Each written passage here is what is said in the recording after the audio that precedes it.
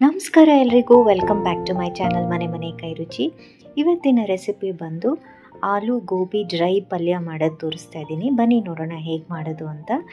ಇಲ್ಲಿ ನಾನೊಂದು ಬಾಣಲೆಗೆ 2 ಸ್ಪೂನಷ್ಟು ಧನಿಯಾ, 1 ಇಂಚಷ್ಟು ಚಕ್ಕೆ, 2 ಲವಂಗ, ಖಾರಕ್ಕೆ ಎಷ್ಟು ಬೇಕೋ ಅಷ್ಟು ಕೆಂಪು ಮೆಣಸಿನ್ಕಾಯಿ, 1 ಟೀ ಸ್ಪೂನಷ್ಟು ಸೋಂಪು, 2 ಟೇಬಲ್ ಚಮಚದಷ್ಟು ಜೀರಿಗೆ, 1 ಟೀ ಸ್ಪೂನಷ್ಟು ಮೆಣಸು, ಇದಿಷ್ಟನ್ನು ಹಾಕ್ಕೊಂಡು ಡ್ರೈ ರೋಸ್ಟ್ ಮಾಡ್ಕೋತಾ ಇದ್ದೀನಿ.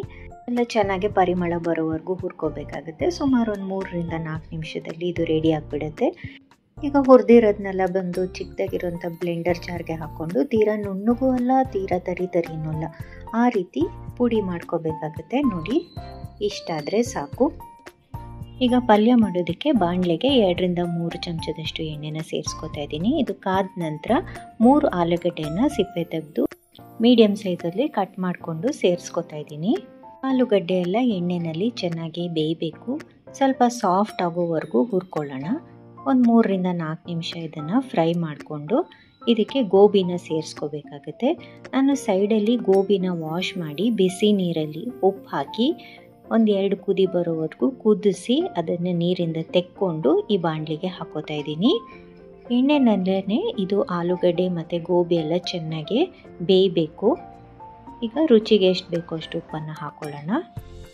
ಇದನ್ನೆಲ್ಲ ಚೆನ್ನಾಗಿ ಮಿಕ್ಸ್ ಮಾಡ್ಕೊಳ್ಳೋಣ. ಇದು ಎಣ್ಣೆಲೇ ಚೆನ್ನಾಗಿ ಬೇಯಬೇಕು, ನೀರೆಲ್ಲ ಹಾಕೊಳ್ಳೋದು ಬೇಡ. ಉಪ್ಪು ಹಾಕೋದ್ರಿಂದ ಈ ಕಾಲಿಫ್ಲವರ್ ಎಲ್ಲ ಇನ್ನೂ ನೀರು ಬಿಡುತ್ತೆ. ಮುಚ್ಚಳ ಮುಚ್ಚಿ 1-2-3 ನಿಮಿಷ ಬೇಯಿಸ್ಕೊಳ್ಳೋಣ. ನೋಡಿ, ಈಗ ಇದು ಬೆಂದಿದೆ, ನೋಡ್ತಾ ಇರ್ಬೋದು ನೀವು. ನೋಡಿ, ಆಲೂಗಡ್ಡೆ ಇಷ್ಟು ಬೆಂದರೆ ಸಾಕಾಗುತ್ತೆ. ಈ ಸ್ಟೇಜಲ್ಲಿ ನಾವಾಗಲೇ ಪುಡಿ ಮಾಡಿಟ್ಕೊಂಡಂಥ ಮಸಾಲೆನ 3-4 ಟೀ ಸ್ಪೂನಷ್ಟು ಸೇರಿಸ್ಕೊಂಡ್ರೆ ಆಯಿತು. ಈ ಮಸಾಲ ಪುಡಿ ಎಲ್ಲ ಚೆನ್ನಾಗಿ ಆಲೂಗಡ್ಡೆ ಮತ್ತು ಗೋಬಿ ಜೊತೆಗೆ ಮಿಕ್ಸ್ ಆದರೆ ತುಂಬಾ ರುಚಿಯಾಗಿರುತ್ತೆ. ಫ್ರೆಶ್ಶಾಗೆ ಹುರಿದು ಮಸಾಲೆನ ಪುಡಿ ಮಾಡಿರೋದ್ರಿಂದ ಪರಿಮಳ ತುಂಬ ಚೆನ್ನಾಗಿ ಬರುತ್ತೆ. ಇದು ಪಲ್ಯ ಮಾಡುವಾಗ 1/4 ಚಮಚದಷ್ಟು ಅರಿಶಿನ ಸೇರಿಸ್ಕೊಂಡು ಮಿಕ್ಸ್ ಮಾಡ್ಕೋತಾ ಇದ್ದೀನಿ. ಇದು ಪುಡಿ ಹಾಕಿದ್ಮೇಲೆ ಜಾಸ್ತಿ ಏನು ಹುರಿಯೋದು ಬೇಡ. ಸ್ವಲ್ಪ ತರಕಾರಿ ಒಟ್ಟಿಗೆ ಅದೆಲ್ಲ ಕೋಟ್ ಆದರೆ ಸಾಕು. ಫೈನಲಾಗಿ ಸ್ವಲ್ಪ ಕೊತ್ತಂಬರಿ ಸೊಪ್ಪು ಹಾಕಿ ಫಿನಿಶ್ ಮಾಡಿದ್ರೆ ಆಯಿತು.